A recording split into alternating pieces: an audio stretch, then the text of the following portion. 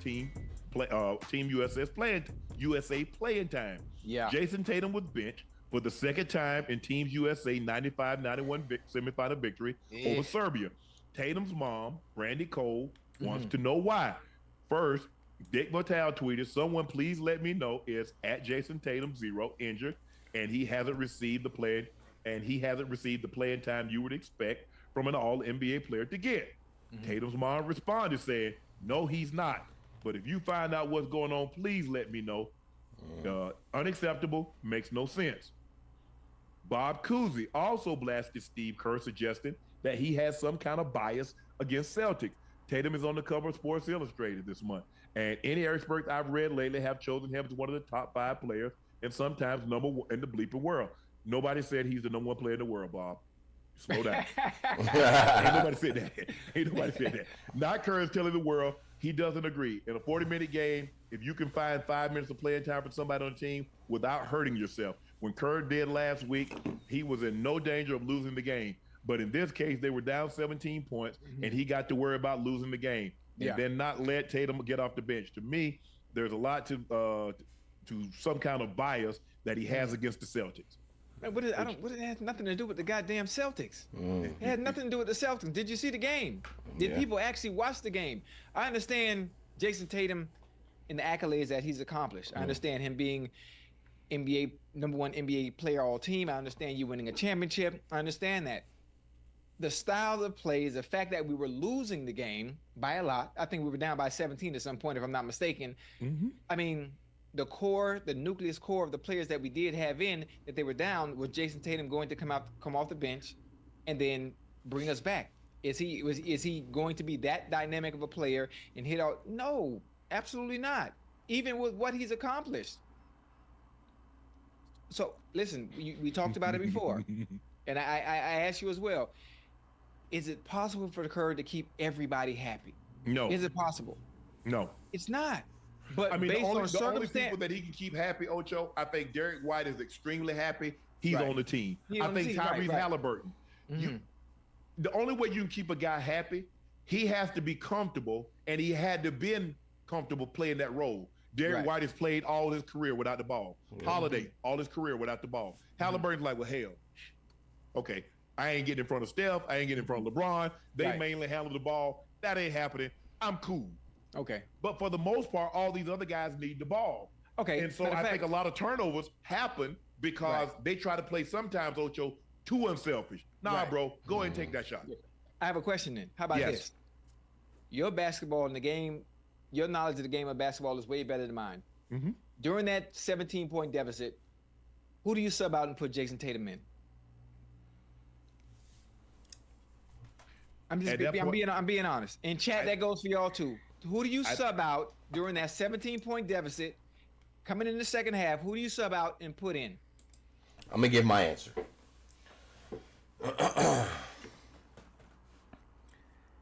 You can't take out anybody and put him in, and I'm gonna tell you why.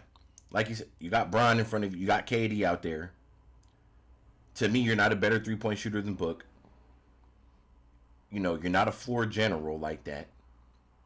And I know I just did a take on the whole thing. My specific take was more so towards the first game when they were blowing them out and there was no real problem with putting them in, getting them minutes based off accolades and everything that Ocho and Shannon are saying. You know, at least give them some minutes.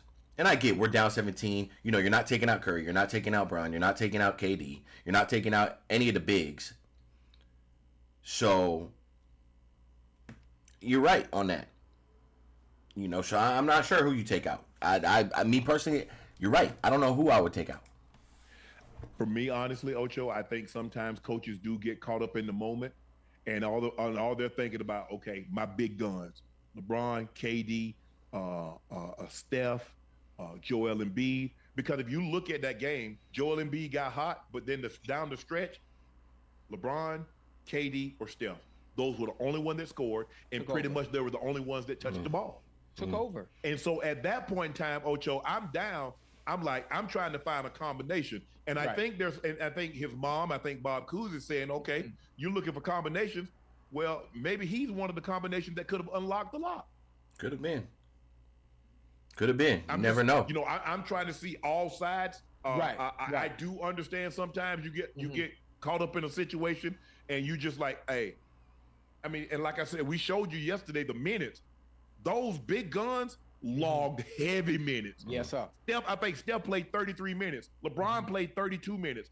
Book played a boatload of minutes. Even KD played a boatload of minutes off the bench. So I have a question. Yeah. What if how many points did Book have? So maybe I think Book only had like 4 points. Okay, then how many points Book have?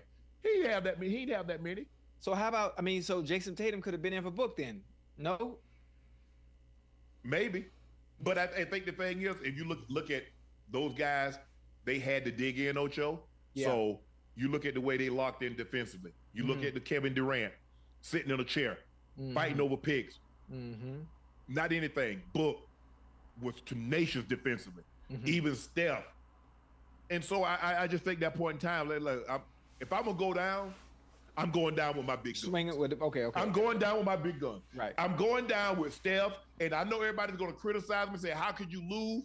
But I'm losing with Steph Curry. I'm losing with LeBron James. I'm losing with Kevin Durant, and I'm losing with Joel Embiid. Now, who that other piece is, but I'm losing with those four. That's on Kerr. That's on Kerr. Okay. I'm losing with those four. So if you go with AD, you put Book, I can live with that. But those 4 guys are going to pay the damn lion's share of the minute in the fourth quarter. It had nothing to do with no damn Celtics shit, right? No. Nah. Yeah. Okay. He just. But I will say this. I've read a lot about this whole situation. People are saying that Kerr just literally does not like Jayson Tatum. He doesn't like the Celtics. But I honestly don't think this has anything to do with it. I don't look at Steve Kerr and look at him as that type of player. Person. I don't see Steve Kerr be like, oh, it's Jayson. Nah, man, this is about the Olympics. This is the Warriors. He don't even want to go back and coach the Warriors. He like, oh, I'm coaching y'all. So I don't think it has to do anything with that. Jayson Tatum could end up a Warrior any given day. Steve Kerr could end up a Celtics coach any given day. You never know what could happen in the NBA. It's a business. There's no time for favoritism and who is this, who is that. It could be, but in my eyes, I wouldn't say it's that. It's just like what Ocho says, like, bro, you got KD on the floor, Bron on the floor, Steph on the floor, and Embiid on the floor. Then you got Drew Holiday, you got Devin Booker, you know what I'm saying? And then you got Derek White, too. Those are all defensive guys. Defensive guys, they can all dribble the ball as well. They can facilitate. So really what they could have did, if there's a problem, they could have put Bron at the 5, depending who they're playing. And they could have ran like that, just to be honest with you. So there could have been a little bit of you could put Bron at the 5, Curry at the 1. You got Book at the 2. You got KD at the 3. No, you got KD at the 4. I don't know. There's so many options. There's so many options, bro. So I'm really not. And then imagine if Kawhi was there. Jayson Tatum really wouldn't be getting no minutes. So, yeah, man. I mean, I don't know. I took a take on it, but now when I really look at it, it's like, look, all that matters is that they win gold. You're going to get some minutes. But, hey, I mean, you should already know that. There's 12 guys here. We can't play all of you. I feel like Tyrese Halliburton took it the best. He knew damn well he wasn't going to be playing that much. And he just sat there and he enjoyed the time. Got experience from the OGs and the veterans. And he knows his time will come. That's the perfect attitude to have. He's just happy to be there. Now, Jayson Tatum, yes. I just don't think you're better than the people we're naming. And when it's a coach and you're looking down the bench, I'm not putting you in before Bron and them. Maybe in rotations, yes. I think he should have been in some rotations. He should have gotten some minutes. I do agree with that. But when it comes down to the stretch, we're going with the big dogs, period, like Shannon said. Threw that in there. Okay. I mean, but here's the thing, Ocho. How about giving those other teams? Look at what it's taken for us. It took us playing the 3 best players of this generation, having to log heavy-ass minutes and just play to defense. beat Serbia. And to play defense as well, yeah. every one of Team USA players is in the NBA. Yeah.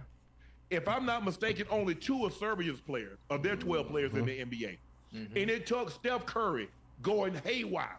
It took Kevin Durant not missing a shot in the fourth quarter. It took Joel Embiid. It took LeBron James and all of his greatness to win by 4. Yeah.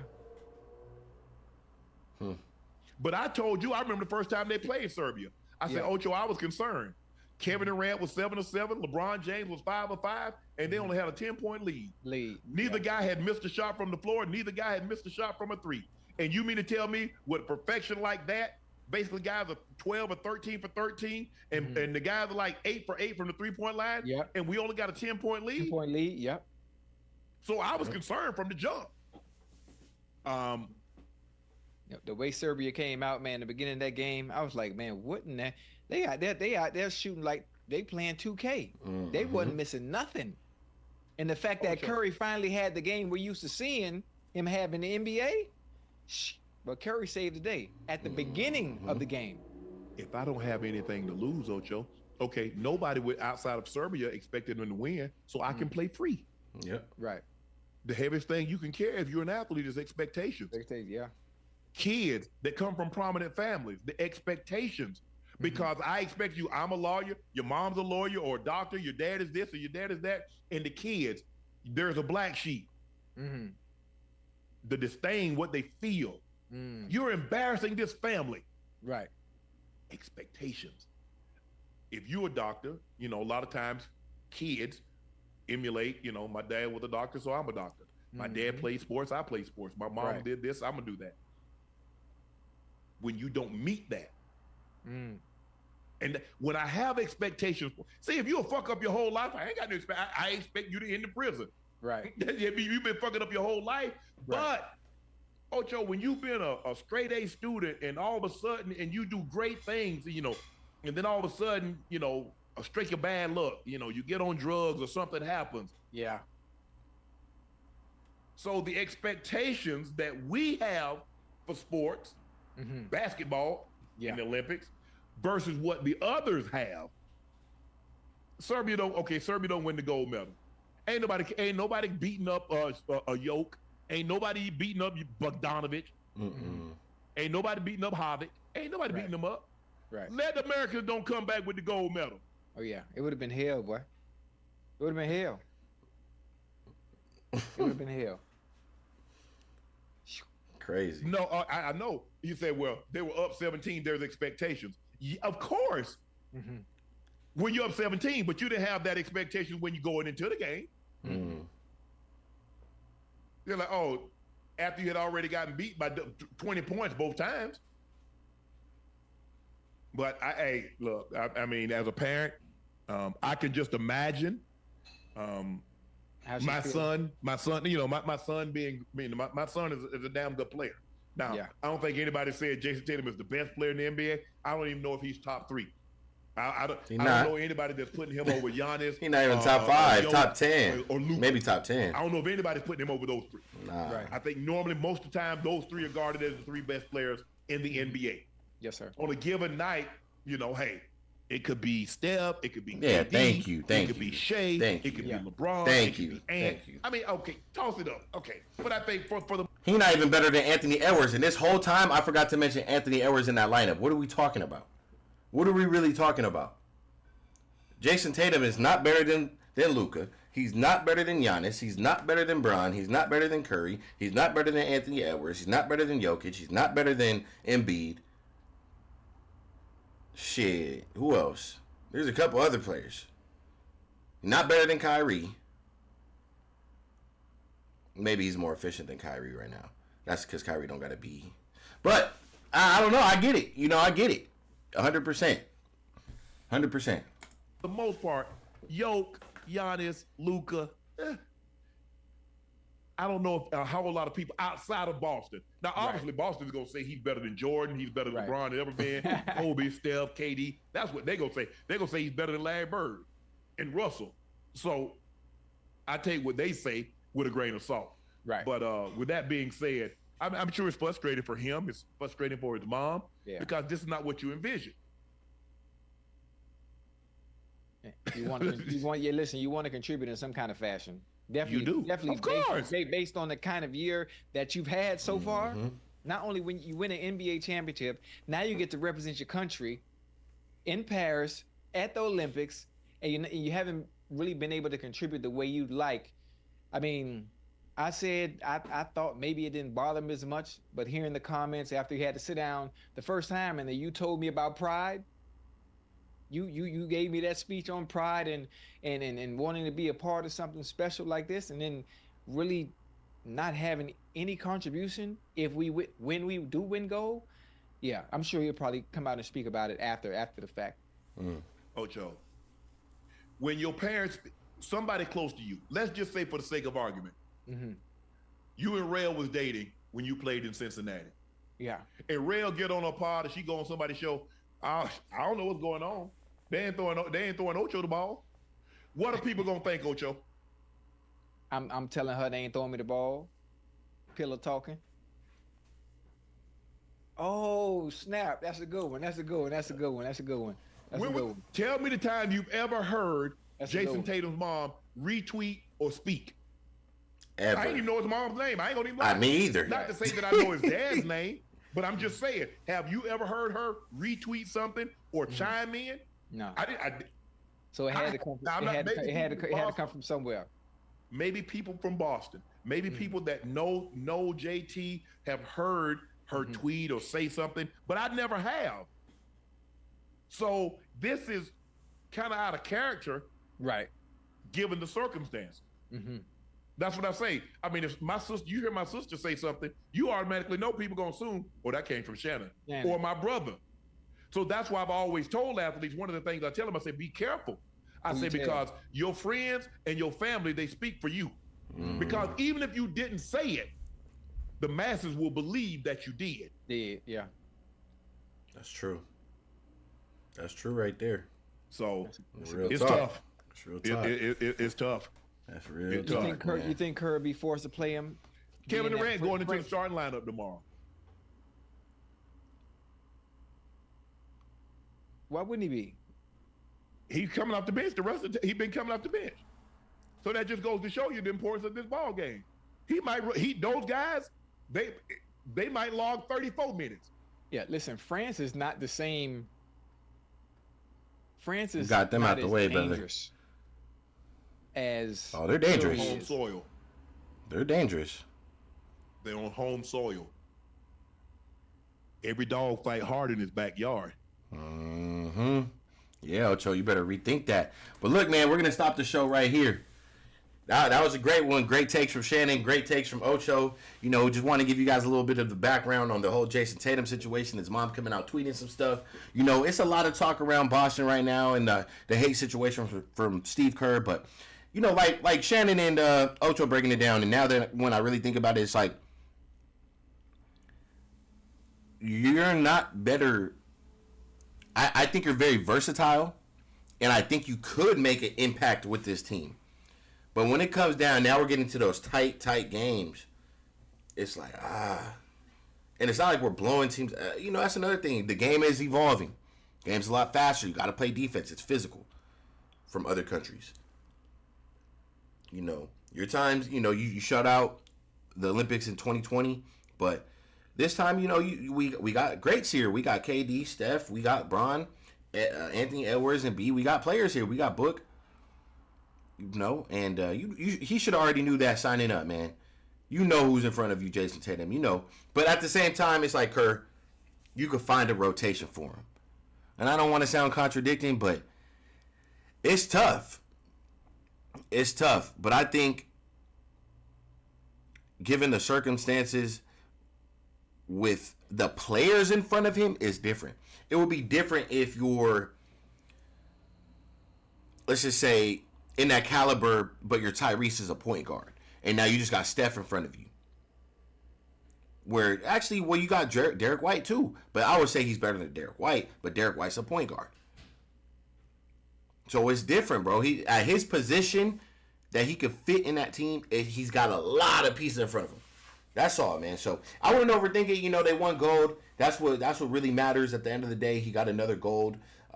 He shouldn't be out there whining and all that stuff. I get it, man. Play him a couple minutes, but it might even feel disrespectful to get a couple minutes. You know, Kerr and the coaching staff, I guess they made a decision, and that's what they rocking with. That's the lineups they felt comfortable with. They got the job done, and at the end of the day, man, that's all that matters. So, shout out to Shannon. Shout out to Ocho. Catch you guys on the next video. It's your boy CEO Kyle. If you've not, make sure you guys sub to the channel, and we out.